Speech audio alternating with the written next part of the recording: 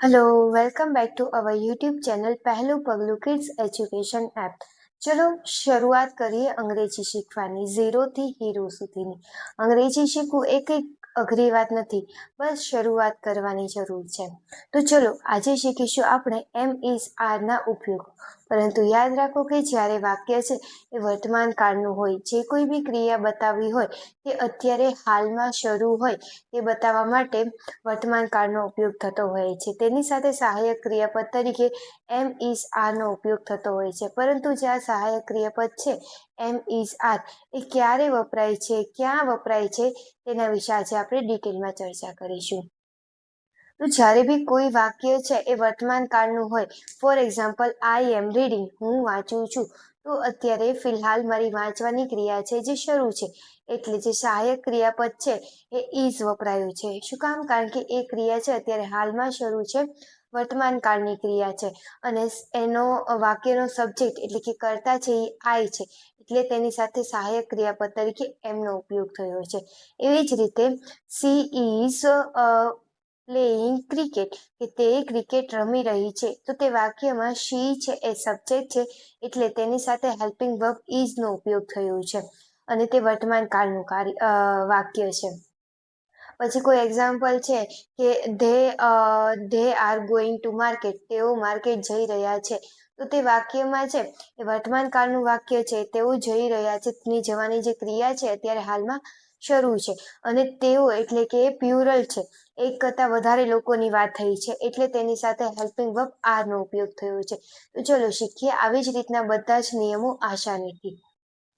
જ્યારે બી કોઈ બી ગુજરાતી સેન્ટેન્સ હોય તેનું અંગ્રેજી ટ્રાન્સફર કરવું હોય ત્યારે તેની ગુજરાતી સેન્ટેન્સની પાછળની સાઈડ છો, છી, છીએ કે છું જેવા શબ્દો હોય ત્યારે તેની સાથે સહાયક ક્રિયાપદ તરીકે એમ ઇઝ આરનો ઉપયોગ થતો હોય છે। કે જ્યારે બી કોઈ સેન્ટેન્સમાં કોઈ વાક્યમાં કર્તા કોણ છે એ જાણવું હોય તો વાક્યને કોણ એવો પ્રશ્ન પૂછવાથી જે જવાબ મળે તે વાક્યનો કર્તા હોય છે। For example she is cooking food, તે જમવાનું બનાવી રહી છે, તો તે સેન્ટેન્સમાં આપણે પ્રશ્ન પૂછીએ કે કોણ જમવાનું બનાવી રહ્યું છે, તો તેનો આન્સર મળશે કે શી, તો શી છે એ વાક્યનો સબ્જેક્ટ છે। પછી નેક્સ્ટ કોઈ સેન્ટેન્સ લઈએ કે Rita is write the letter, Rita પત્ર લખી રહી છે, તો એ સેન્ટેન્સમાં કોણ પત્ર લખે છે એવો પ્રશ્ન પૂછવાથી જે જવાબ મળે તે વાક્યનો કર્તા છે, તો આ વાક્યમાં રીટા છે એ વાક્યનો સબ્જેક્ટ છે। તો એ નેક્સ્ટ એ ટોપિક પછી નેક્સ્ટ વિચારવાનું રહે કે એ સબ્જેક્ટ છે એ સિંગ્યુલર છે કે પ્યુરલ છે, એક વચન છે કે બહુવચન છે। કે જ્યારે બી કોઈ સેન્ટેન્સમાં સબ્જેક્ટ સિંગ્યુલર હોય ત્યારે તેની સાથે હેલ્પિંગ વર્બ ઇઝનો ઉપયોગ થતો હોય અને જ્યારે પ્યુરલ હોય જેમ કે તેઓ, તમે, અમે જેવા કોઈ પ્યુરલ સબ્જેક્ટ હોય તો તેની સાથે હેલ્પિંગ વર્બ એટલે કે સહાયક ક્રિયાપદ તરીકે આરનો ઉપયોગ થતો હોય છે। તો ચલો જોઈએ કે આઈ સબ્જેક્ટ છે કે આઈ એટલે હું, કે I am reading, I am writing, I am eating, I am sleeping જેવા કોઈ સેન્ટેન્સ હોય તો એની સાથે હેલ્પિંગ વર્બ તરીકે એમનો ઉપયોગ થતો હોય છે। નેક્સ્ટ છે હી નો ગુજરાતી અર્થ થાય કે તે, તો તે એટલે એ કોઈ મેઇન પર્સન યાની કે કોઈ પુરુષ માટે વપરાતો શબ્દ છે, કોઈ બોય હોય કે કોઈ જેન્ટ્સ પર્સન હોય કે મેલ પર્સન હોય તેની માટે હી સબ્જેક્ટ તરીકે વપરાય છે, તેનો ગુજરાતી અર્થ થાય તે અને તેની સાથે સહાયક ક્રિયાપદ તરીકે ઇઝનો ઉપયોગ થાય છે।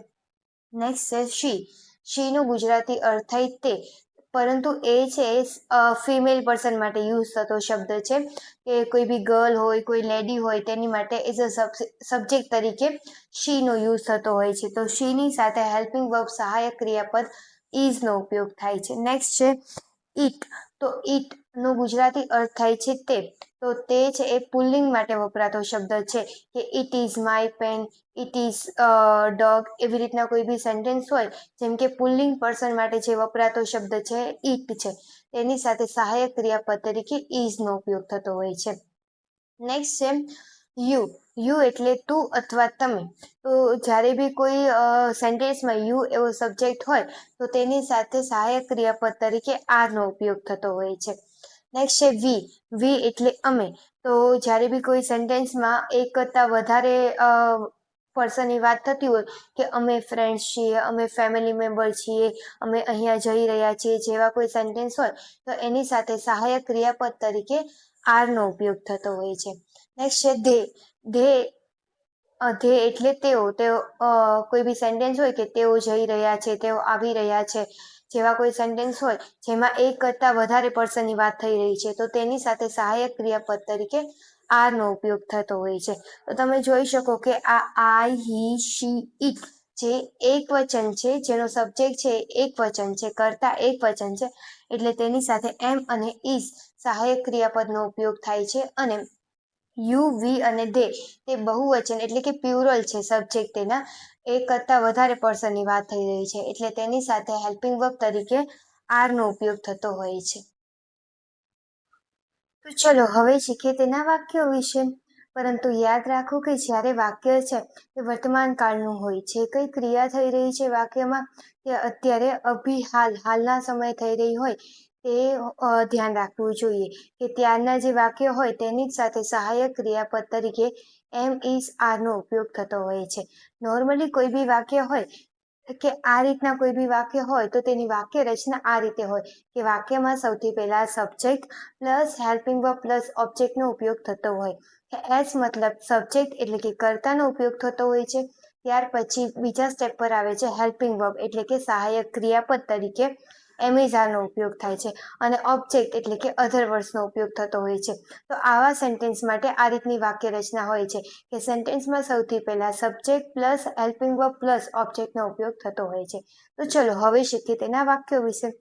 સૌથી પહેલા જોઈશું આઈ. તો આઈનો ગુજરાતી અર્થ થાય કે હું, તો તેની સાથે હેલ્પિંગ વર્બ તરીકે એમનો ઉપયોગ થશે કે જ્યારે બી કોઈ સેન્ટેન્સમાં એમ, ઇઝ કે આર હેલ્પિંગ વર્બ હોય તો તેનો ગુજરાતી અર્થ થાય છો, છું, છી અથવા છે. કે કોઈ બી ગુજરાતી સેન્ટેન્સ હોય તેનું અંગ્રેજી ટ્રાન્સફર કરવાનું હોય તો જેના સેન્ટેન્સમાં લાસ્ટમાં છો, છીએ, છું કે છે જેવા શબ્દો હોય તો તેની સાથે સહાયક ક્રિયાપદ તરીકે એમ, ઇઝ, આરનો ઉપયોગ થાય છે. તો આ વાક્યોમાં આઈ એમ અ સ્ટુડન્ટ કે હું એક વિદ્યાર્થીની છું, તો અત્યારે હું હાલમાં એક વિદ્યાર્થીની છું એવું વાક્યમાં બતાવી રહ્યું છે કે હું એક સિંગલ પર્સન માટે વાત થઈ રહી છે તો તેની સાથે આઈની સાથે એમ હેલ્પિંગ વર્બનો ઉપયોગ થયો છે કે I am a student, I am happy today, હું આજે ખુશ છું.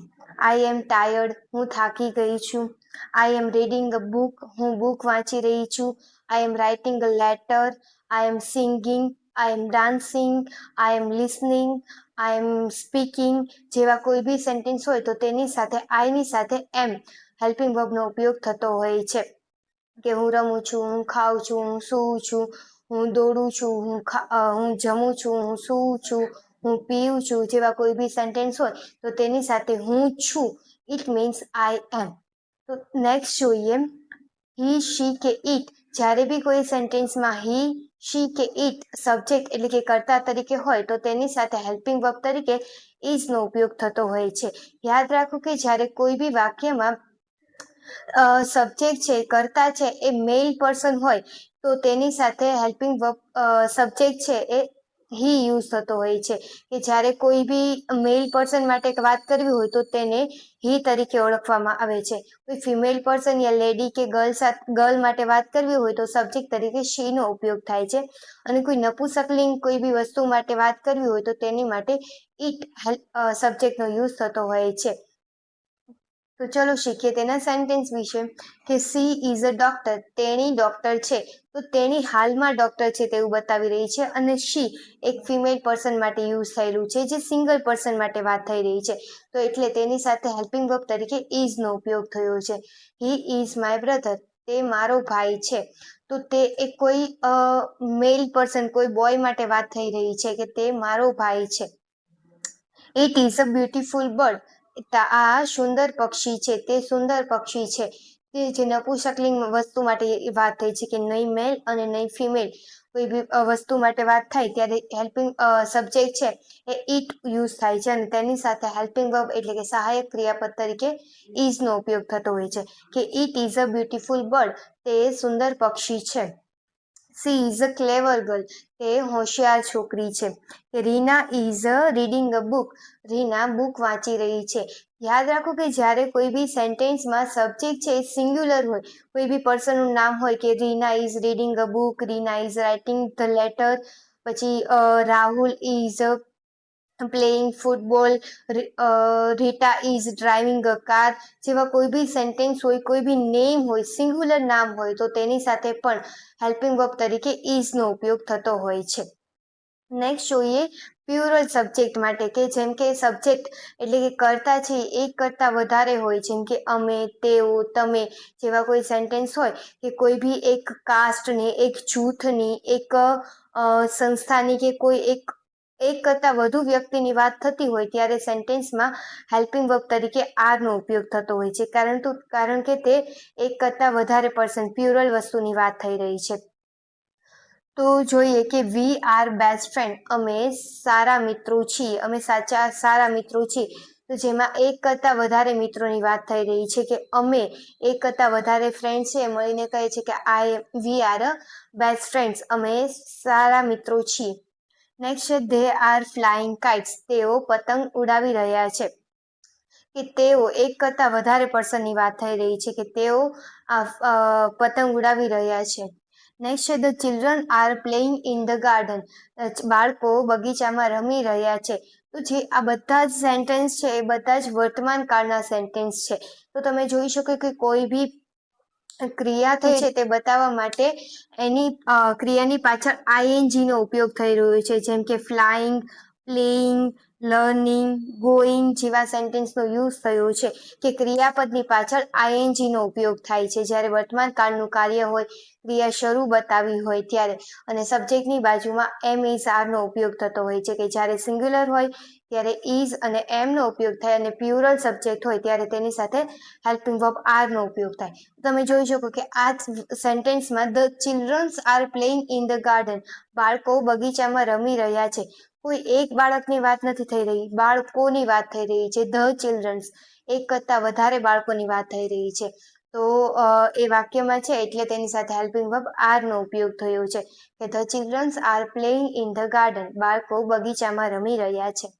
નેક્સ્ટ છે વી આર લર્નિંગ ઇંગ્લિશ, અમે અંગ્રેજી શીખી રહ્યા છીએ.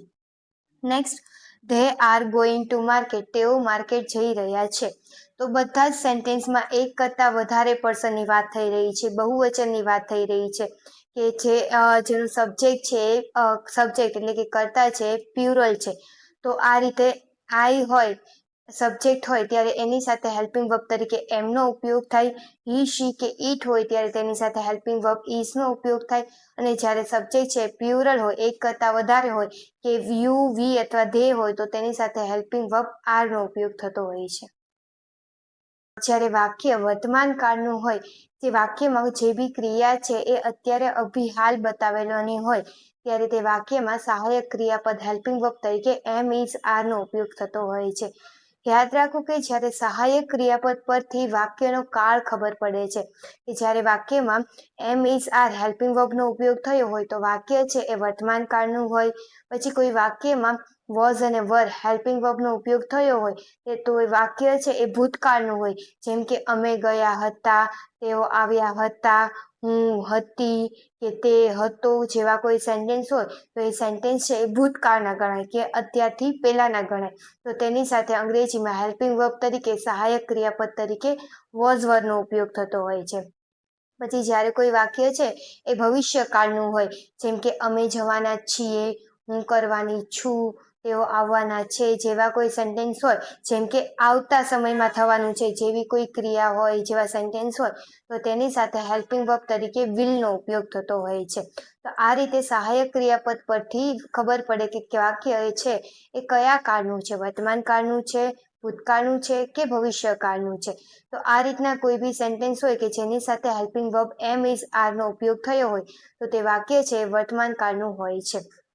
તો તમે જોઈ શકો કે જ્યારે સહાયક ક્રિયાપદ તરીકે એમ હોય તો એ ક્યારે લાગે, કે જ્યારે સબ્જેક્ટ છે એ આઈ એટલે કે હું હોઉં ત્યારે તેની સાથે હેલ્પિંગ વર્બ એમનો ઉપયોગ થાય છે, અને એમનું ગુજરાતી થાય છે છું. પછી નેક્સ્ટ છે ઇઝ, કે ઇઝ ક્યારે વપરાય સહાયક ક્રિયાપદ તરીકે, તો સબ્જેક્ટ છે હી, શી, ઈટ ત્યાં કોઈ સિંગ્યુલર નામ હોય, કોઈ એક નામ હોય, કોઈ એક વ્યક્તિનું નામ હોય ત્યારે તેની સાથે હેલ્પિંગ વર્બ ઇઝનો ઉપયોગ થાય છે અને તેનું ગુજરાતી થાય છે. નેક્સ્ટ છે આર. આર કોની સાથે વપરાય? તો યુ, વી અથવા ધે. સબ્જેક્ટ તરીકે યુ, વી અથવા ધે હોય ત્યારે તેની સાથે હેલ્પિંગ વર્બ તરીકે આરનો ઉપયોગ થતો હોય છે. તેનું ગુજરાતી છે છીએ અથવા છે. તો આ રીતે કોઈ સેન્ટેન્સ હોય તો તેમાં કોઈ સિંગ્યુલર નામ હોય તો તેની સાથે ઇઝ હેલ્પિંગ વર્બનો ઉપયોગ થાય અને જ્યારે પ્યુરલ નામ હોય, એક કરતાં વધારે હોય, કે the childrens, the dog, the cats જેવા કોઈ સેન્ટેન્સ હોય તો તેની સાથે હેલ્પિંગ વર્બ તરીકે આરનો ઉપયોગ થતો હોય છે. તો આવી જ રીતે સરળતાથી અંગ્રેજી શીખવા માટે આજે જ ફોલો કરો અમારી ચેનલને. વિડીયો ગમ્યો હોય તો વિડીયોને લાઇક, કમેન્ટ અને શેર કરજો. અને હા, પહેલું પગલું એપ ડાઉનલોડ કરવાનું ભૂલશો નહીં. Thank you.